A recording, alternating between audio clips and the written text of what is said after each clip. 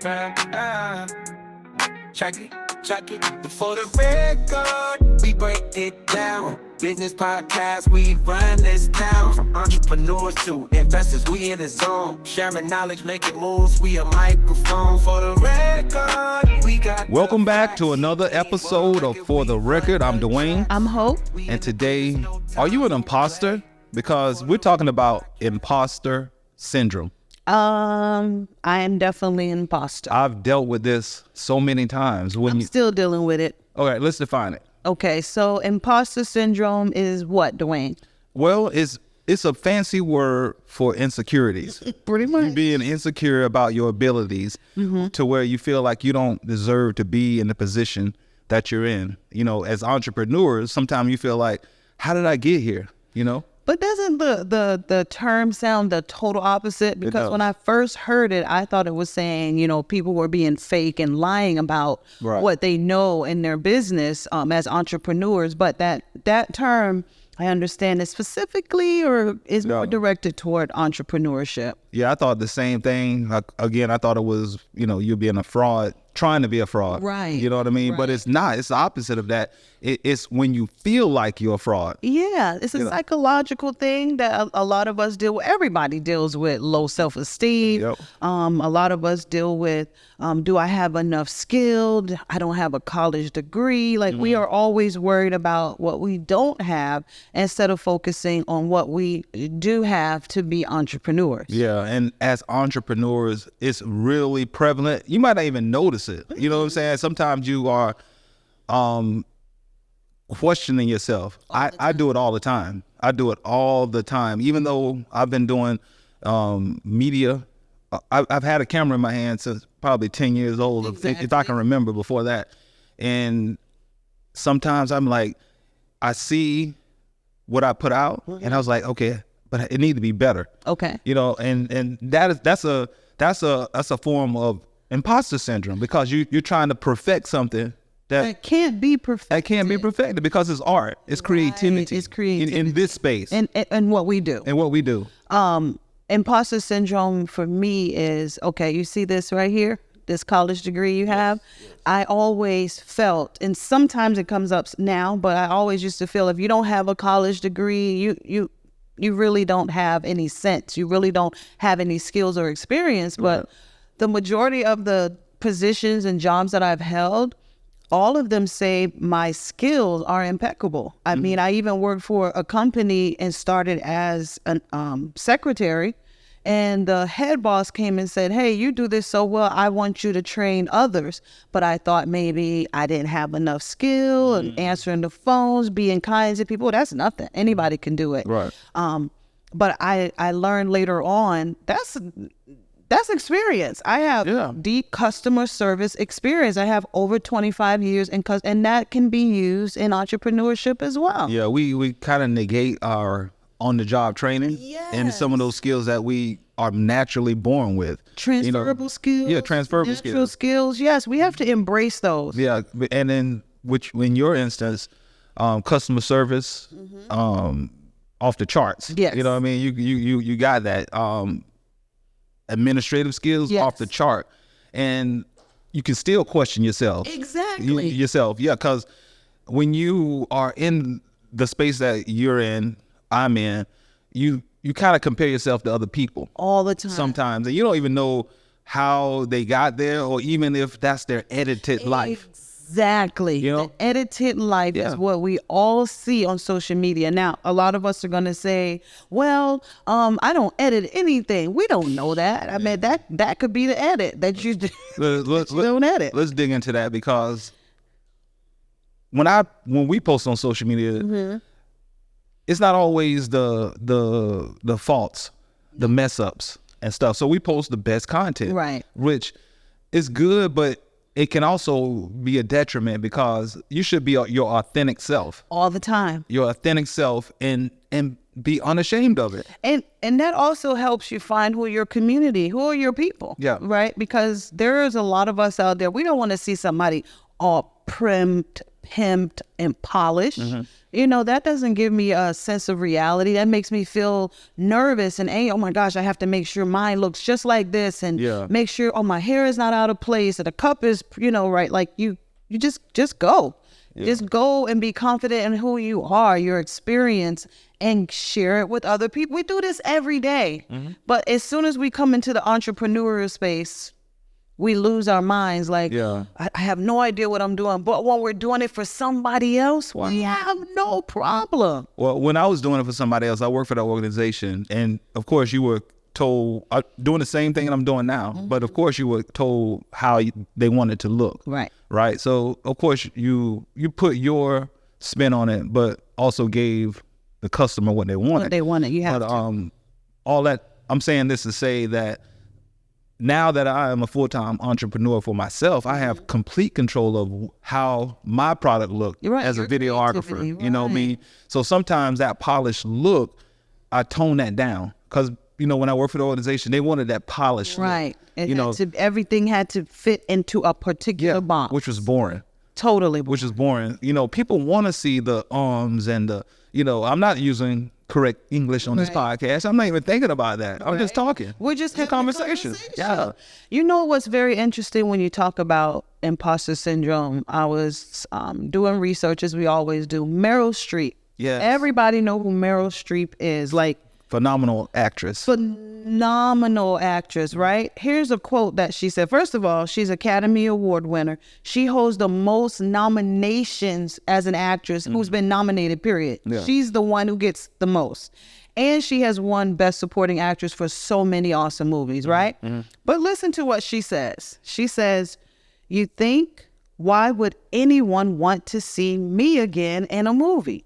And I don't know how to act anyway. So why am I doing this?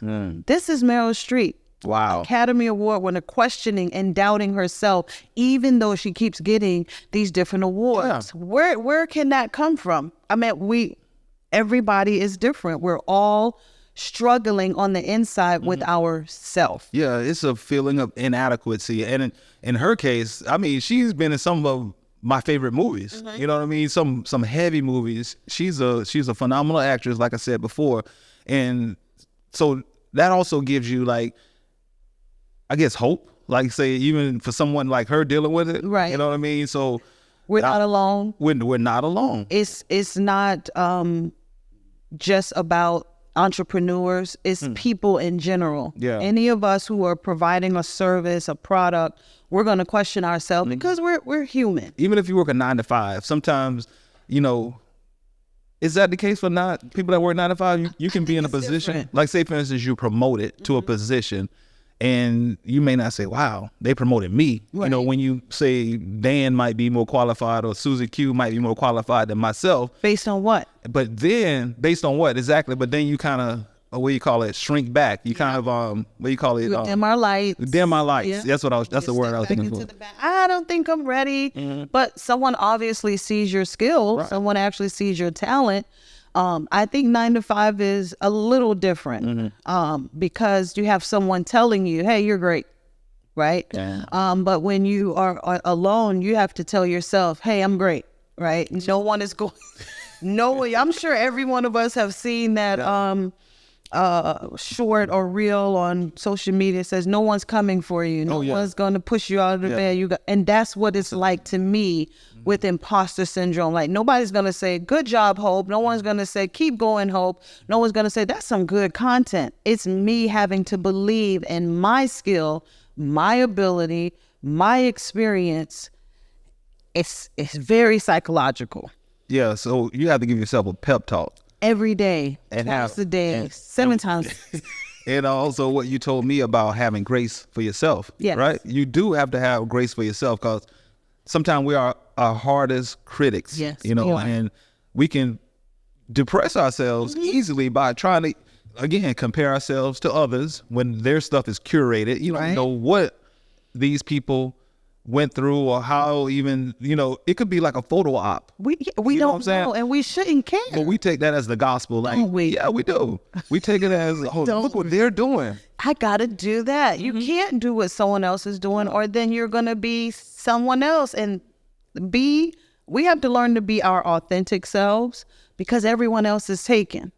Does that make sense? Yeah, like, learn to love you and be you because everyone else is taken. And it's a very challenging road sometimes, again, a lot of times as an entrepreneur in that space. And as I was talking about grace, we give grace and we have to receive grace because without it, you will go crazy, right? So sometimes I have to wake up in the morning and it's like, oh, okay, Hope, I have my list, but can I do this? Right.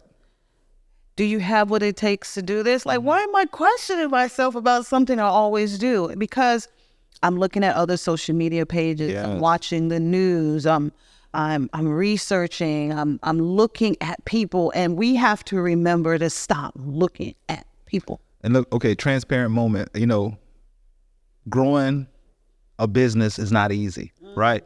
And now we have the internet. So I look at other podcasts. I listen to them because that's the space we're in. So I look at other podcasts, not really comparing ourselves to them, but I do look at the analytics on YouTube, right? Like views, subscriber count. And although we're growing, we're almost 3,000 subscribers, and we just hit 2,900 like 2 days ago. Right. So it's not like it's a constant growth, but to me, it seems like it's not fast enough. Can I ask you a question? Sure. Is that because of their imposter syndrome?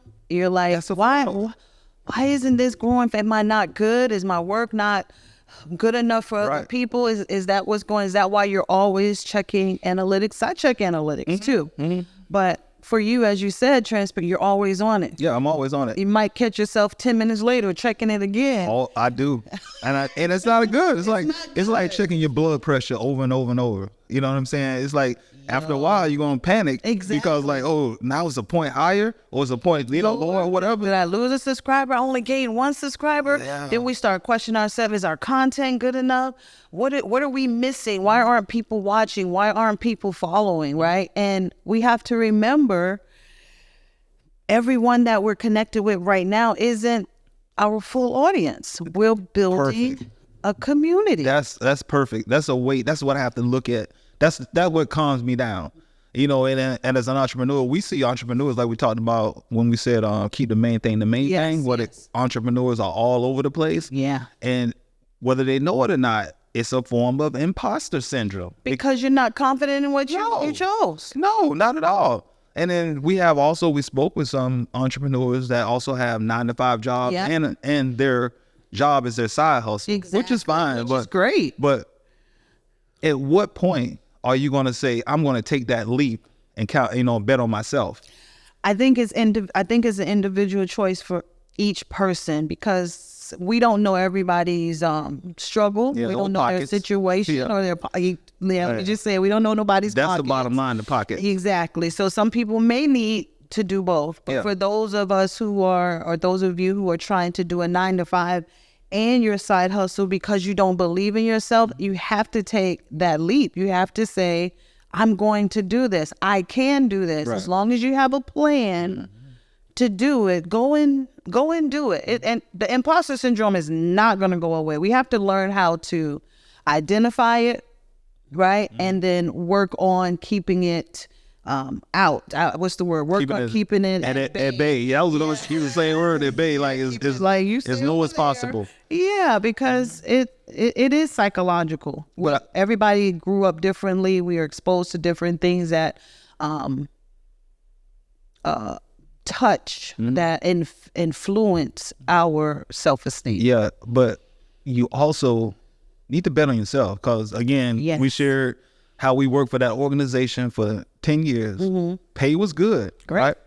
Easy, utilities, home, whatever was paid for, but was dead inside.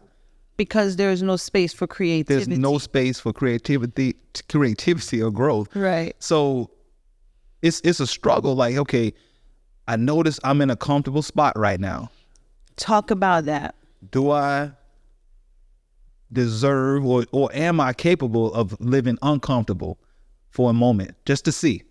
To bet on yourself. That's the plan. Yeah. And that's what I mean. Have a plan. Like when you're feeling that unsettlement in your body, and you're like, I really want to try this. I really think this is where I'm supposed to be. Go do it. Have your plan and go do it. Now, let's not be crazy with imposter syndrome and be like, you know what? That's right. I believe in myself. I'm quitting my job today. Yeah. And I'm gonna start baking these cakes right now. But where are you gonna bake the cakes? Yeah. Who are you gonna sell them to? How you gonna get the money? To get the money to for your the ingredients? supplies? Yes. Like there's a process. There's a process. Bet on yourself with your plan and go make that plan a reality So be prepared. all the time, You have to be. right?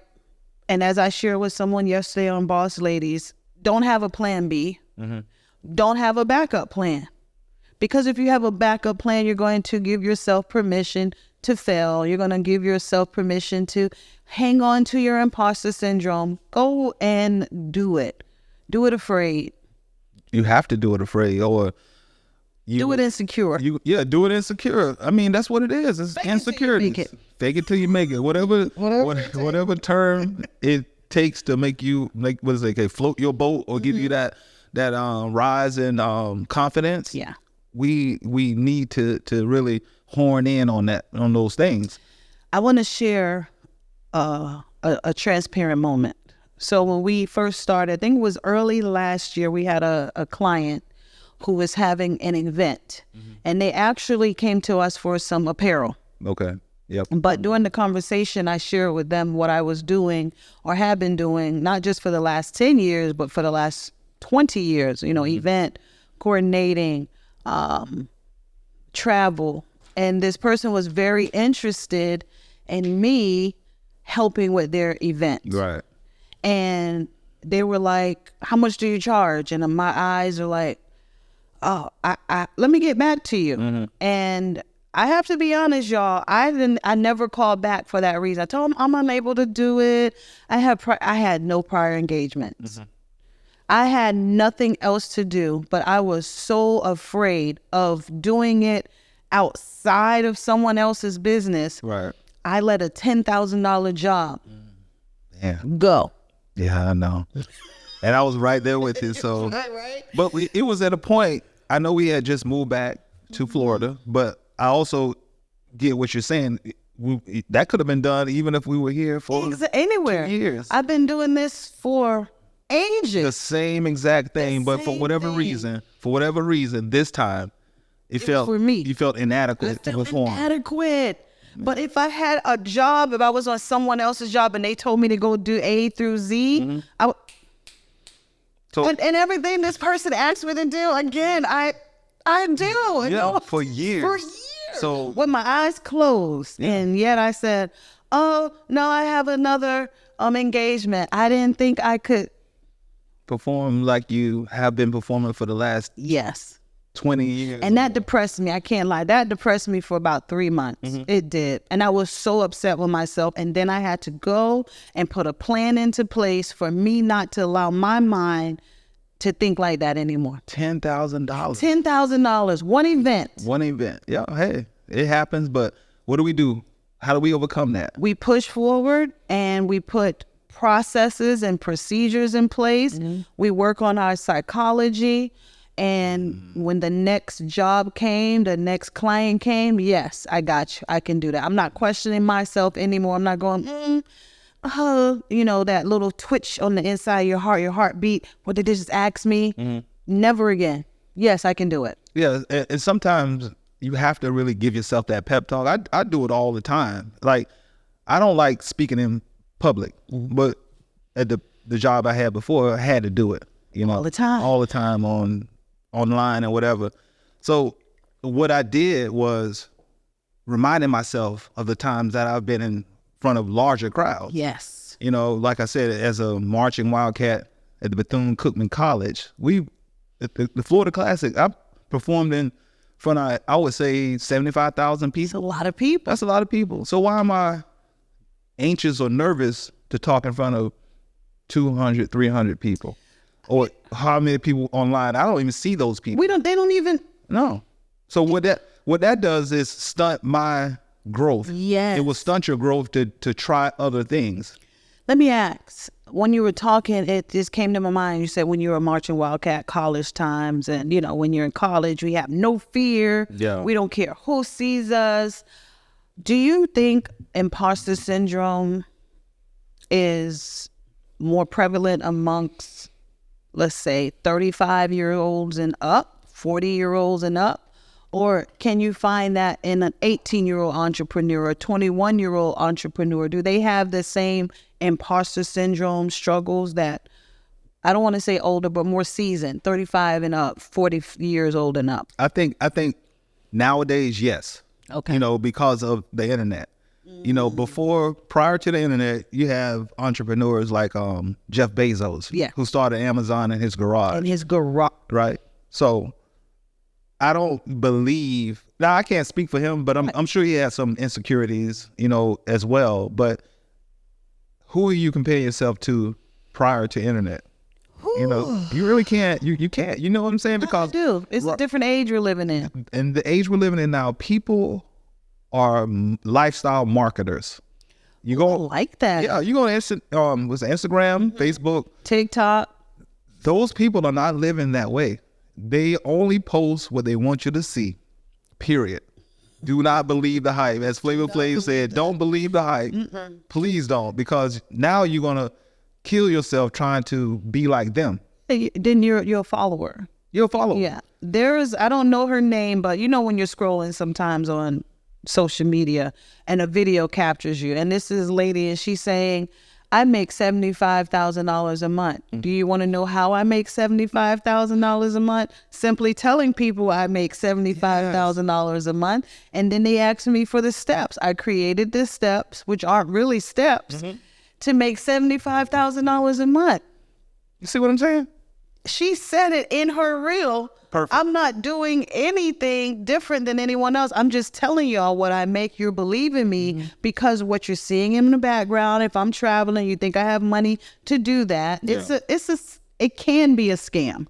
It can be, but we have to be so careful, because since the pandemic, we have all of these fake gurus that are popping up and selling these courses, you know, their mentorships, and without a proven track record. I've never heard of you before until the pandemic was over. Now all of a sudden You're everywhere. you're everywhere, because you know at that time people were home consuming content. So now you blew up because you had some finesse skills. You're finessing people to think you got some skills to educate, when you really don't. All you're doing is doing something we already know how to do. And I was going to say, and it was believable because everybody was on lockdown. Yeah. Right. And so people had lost their jobs. People had to leave school and they're like, what am I going to do next? And now you see these people online say, hey, you can make money doing this. Yeah. It grabbed their attention. And now you're sending this person money out of fear because the pandemic was there. You don't know how else you're going to, they know what they're doing. They're obviously making money during this pandemic. Let me get some help from them. But again, when you know your industry, why would you need someone else to tell you what you already do on a daily basis? Even for those people who were 9-to-5s, and now you're watching these people and sending them $700 for a class. $700, $1,000 $1,000. Well, we saw one guy charge, what was it, $350,000 to spend a day with him. Then he also had $1 million offer as well. Yeah. You know, maybe I'm saying Lifestyle marketing. he may know what he's talking about, but man, that's a lot of money to invest in a person. Now, we're not saying mentorship is bad. A network. You need a mentor. You're gonna need a mentor, but the right fit. You got to find the right mentor, because some of these people are only out for that money. Your money. Yes. Right. Now, if I don't have, I'm paying you $350,000 and I don't have access to you when I want, why am I giving you $300 for one time? That's a day. Just to spend a day?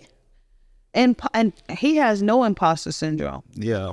No, not at all. No, not at all. And that's what I want us to all come to on this episode. There are people out there who do not struggle with they realize that they can make the lifestyle they want by using who they are, their experience and their skills to make money. One person in particular I want to talk about is Rick Rubin. Oh, Rick Rubin. Now, he has no form of imposter syndrome at all. This dude is confident in what he... Listen, go ahead, because that was a great quote. It's weird. Yeah. I want to read a quote from Rick Rubin. He was on 60 Minutes. He said, the confidence I have in my taste and my ability to express what I feel, that's what he said. He has that much confidence in himself and his taste to express how he feel, and people are here for it. You know, this is the clip where he was on 60 Minutes. Do you play instruments? Barely. Do you know how to work a soundboard? No. I have no technical ability, and I know nothing about music. You must know something. Well, I know what I like and what I don't like, and I'm decisive about what I like and what I don't like. So what are you being paid for? The confidence that I have in my taste and my ability to express what I feel has proven helpful for artists. So he has no technical abilities At all. He's produced groups like Run DMC, Johnny Cash, Name them. Jay-Z. Keep it coming. All of those groups in the 80s. I grew up in that era. We love their the movie music. Crush Groove, I still haven't seen that brought to you by Rick Rubin. I mean, that speaks volumes. Now, that's the type of confidence we should have in our skills. Speaks here. He said ability in my confidence. Yeah, My confidence in the ability to tell people you like what I like. Yeah, That's basically what he said. I know how to tell people you like what I like. and you're gonna like it. And we pay for it. Yeah, And but we've been paying for it. He's a music executive who he don't even know how to work a soundboard. But He played an instrument or something Yeah, in the band. We know that, but a lot of people. But he does not know how to work the equipment that makes him the money. But yet he's making all the money. Yeah, and he's of course he's rich. So He's rich. yeah, super rich. But what I'm saying, all I'm saying is from that gives me hope to look forward to the future as far as the Boss Move is concerned, as far as videography is concerned, as far as anything else that we put our mind to do it. Like you said, do it scared. Do it Do it with confidence, like Rick Rubin Yes. just said. I mean, that's confidence. The confidence I have in my taste and my ability, and being in videography, it is your taste. It is. right? It's art. your ability. Because when people come to us, most of them don't know what they want. So they're saying, here's an idea I was thinking, or they go, well, I trust you, create something for me. And you have to have that confidence in your ability to give the customer what they want. And so we have to work on this imposter syndrome daily, right? We have to put some things in place that we are not sitting and holding ourselves back, right? We're not filling out that paperwork. We're not making that email list. We're not making calls. We're not doing those things because we're afraid that we might succeed. Or we're judged, by something. It's another quote I wanted to read before we close. That judging thing right there. Let me speak on that a little bit. I understand, because I'm not going to act like, oh, I'm so strong, I don't have no problem with that. I look at my analytics too. I look at when I'm posting and asking people to share, and these people aren't sharing, they're not liking enough. I say, is it me? Like, do they not like me? Like, I'm giving you some good information. I'm bringing on women in different industries. Like, they're sharing it has to be me.